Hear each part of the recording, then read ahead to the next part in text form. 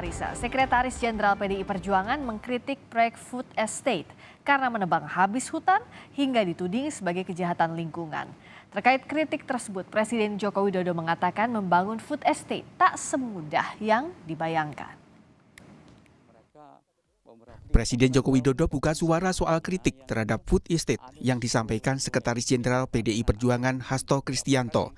Jokowi menyebut membangun food estate tidak semudah yang dibayangkan.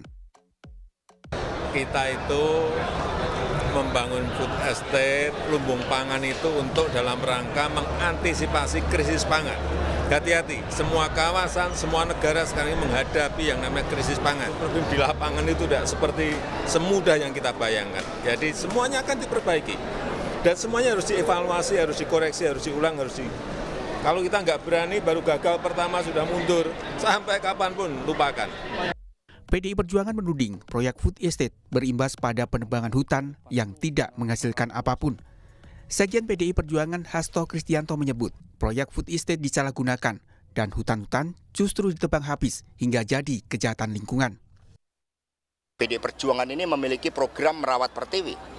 Maka kami mengapa memberikan suatu catatan yang sangat kuat terkait dengan upaya yang telah dilakukan oleh Presiden Jokowi untuk membangun food estate, tetapi di prakteknya di dalam kebijakan itu ternyata disalahgunakan dan kemudian hutan-hutan malah justru ditebang habis dan food estate-nya tidak terbangun dengan baik. Itu merupakan bagian dari suatu kejahatan terhadap lingkungan.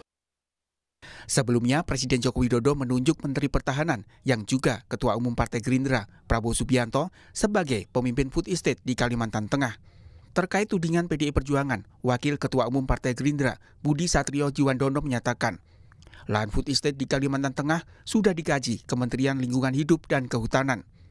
Budi Satrio menyebut izin lahan food estate di Kalimantan Tengah adalah kawasan hutan untuk ketahanan pangan.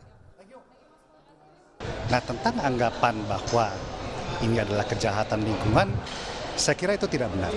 Karena lahan-lahan yang telah disiapkan untuk mewujudkan food estate ini adalah lahan yang memang sudah ada kajiannya, diberikan oleh Kementerian LHK, ya, dalam hal yang di Kalimantan Tengah, ini adalah izin namanya KHKP, Kawasan Hutan untuk Ketahanan Pangan.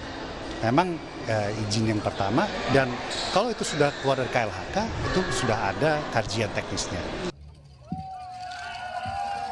Proyek food estate diluncurkan Presiden Joko Widodo sejak tahun 2020 lalu untuk menjaga ketahanan pangan di tengah terjadinya perubahan iklim. Tim Liputan, Kompas TV. Saudara, benarkah dalam praktiknya food estate menjadi kejahatan lingkungan karena hutan ditebang habis?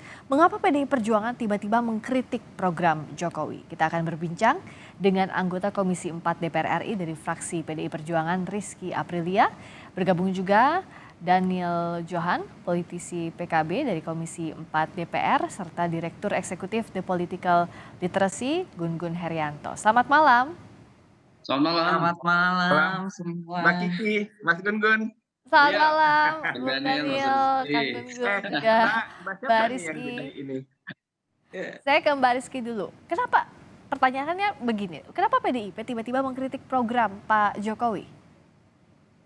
Ya, saya rasa apa yang disampaikan oleh Pak Sekjen ya, itu Ya. kan mungkin yang namanya dalam mengambil sebuah kebijakan, kritik dan otokritik itu perlulah. Agar kita mengevaluasi ke depannya juga lebih baik dan lebih bijak dalam pengaplikasiannya. Jadi buat saya sih nggak ada yang salah juga. Mungkin maksudnya merimain ya, tapi dengan cara-cara yang seperti yang sedang Pak Sekjen lakukan. Dan ini juga kritik bersama, bukan hanya buat Pak Presiden, tapi buat kami-kami juga sebagai fungsi pengawasan di DPR juga harus mengawasi hal tersebut dengan seksama. Mungkin seperti itu sih. Pak Presiden kan bilang bahwa membangun food estate ini tidak semudah seperti yang dibayangkan, perlu evaluasi. Tanggapan PDIP? Iya.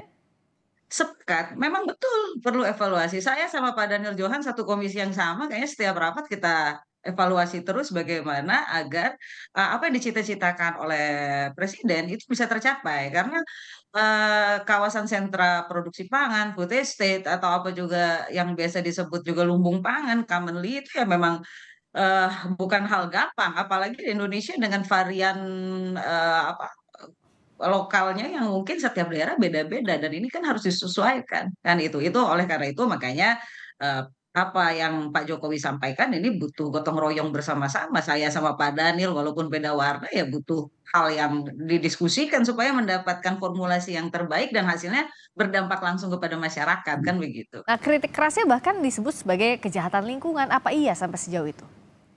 Ya, yang dimaksud dengan kejahatan lingkungan itu kan begini, dalam perjalanannya mungkin sama-sama kayak Pak Daryl itu kan dari Kalimantan ya, dan saya dari Sumatera Selatan. Bahwa lahan gambut contohnya, lahan gambut itu nggak segampang itu untuk ditanam kembali gitu kan, itu butuh extra treatment. Nah, extra treatmentnya dengan penggunaan dolomit yang berlebih karena di dalam ketahanan pangan itu availability, affordability, dan terakhir safety. Safety ini apakah makanan itu nanti hasilnya yang dia tanam itu apakah safety to eat? Jadi maksudnya lingkungan itu berpengaruh dengan hasil produksi kan begitu, gitu loh. Jadi ya maksudnya mungkin karena terburu-buru namanya doorstop ya kayaknya Pak Sekjen kan doorstop tuh jadi mungkin pada saat penyampaiannya mungkin ya in a rush juga. Jadi Oke, ya kalau Bung Daniel gimana? Kalau tadi kata Mbak Rizky ya mungkin in a rush, tapi Mas Hasto kan memang statementnya cukup keras bilang bahwa ini adalah kejahatan lingkungan food estate. Kalau PKB sikapnya seperti apa? Ya, makasih Mbak. Yang pertama adalah kita sejak awal pertama kali food estate dirilis, kita sudah sangat kritis dan mewanti-wanti ini program rawan dan sangat besar kemungkinannya untuk gagal. Itu sejak 2020 ya awal-awal muncul ya. Karena yang pertama adalah program food estate ini dirintis, dijalankan tanpa kajian yang layak. Gitu. Yang kedua adalah lokasinya itu sebagian besar adalah lahan gambut, ya, yang memang sulit untuk ditanami oleh tumbuhan pangan. Ya, artinya dia harus ada penggemburan kembali lahan tanah. Yang ketiga adalah dengan luas yang segitu besar, nggak ada penduduknya yang mengolah. Siapa nanti yang mengurus food estate itu? Hah? Pasukan jin nanti.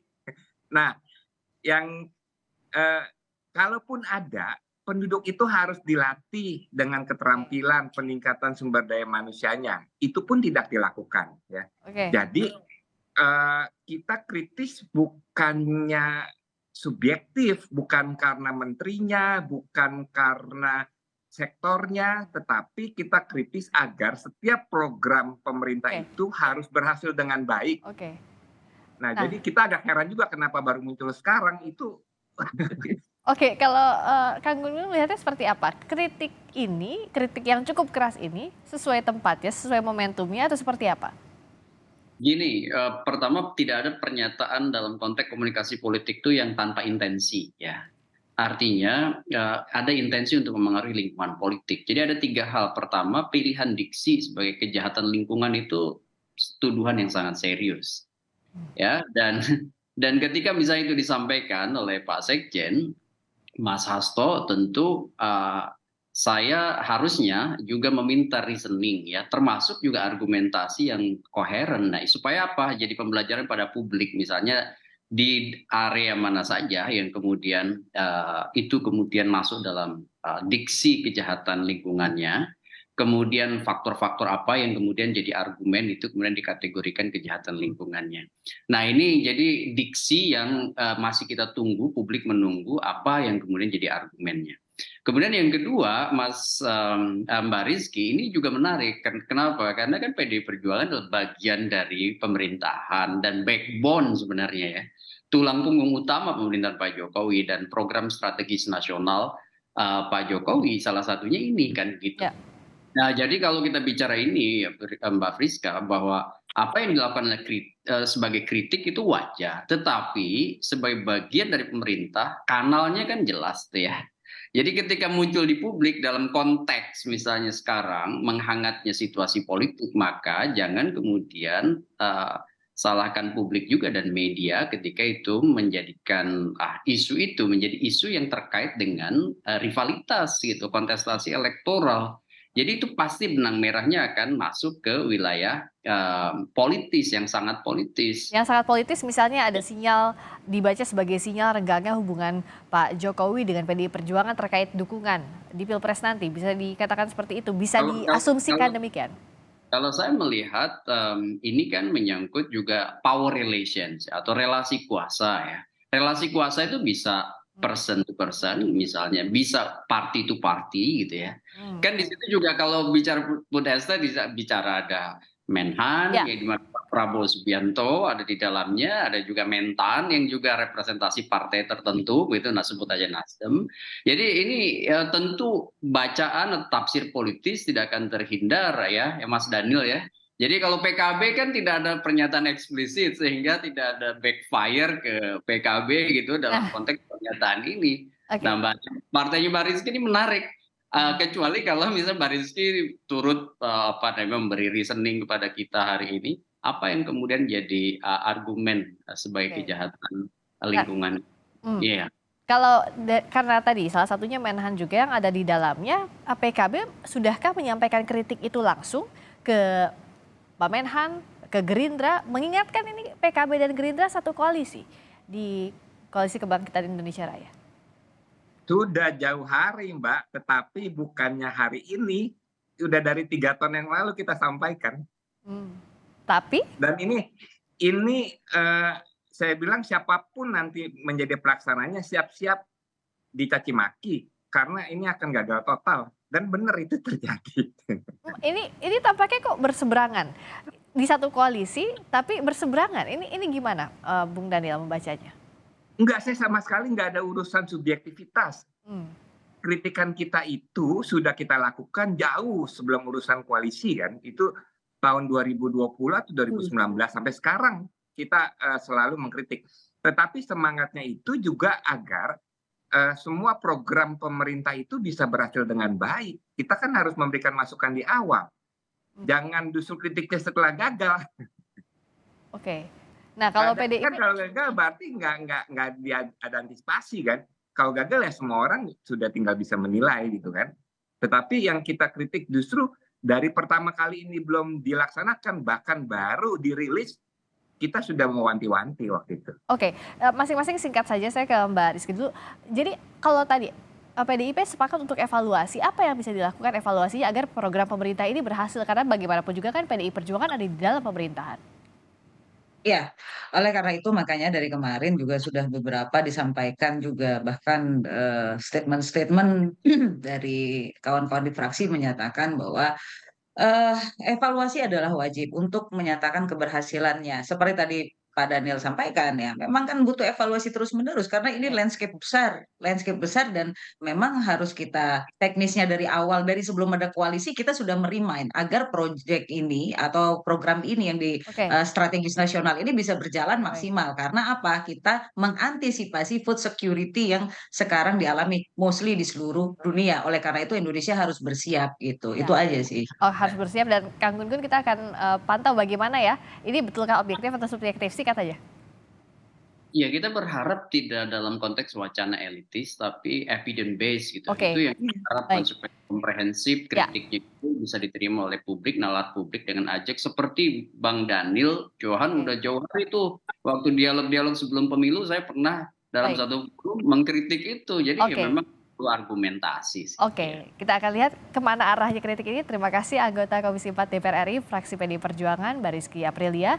Terima kasih Bung Daniel Johan, politisi PKB dari Komisi 4 DPR, serta Direktur Eksekutif di Political Literacy, Gun Gun Herianto. Kang Gun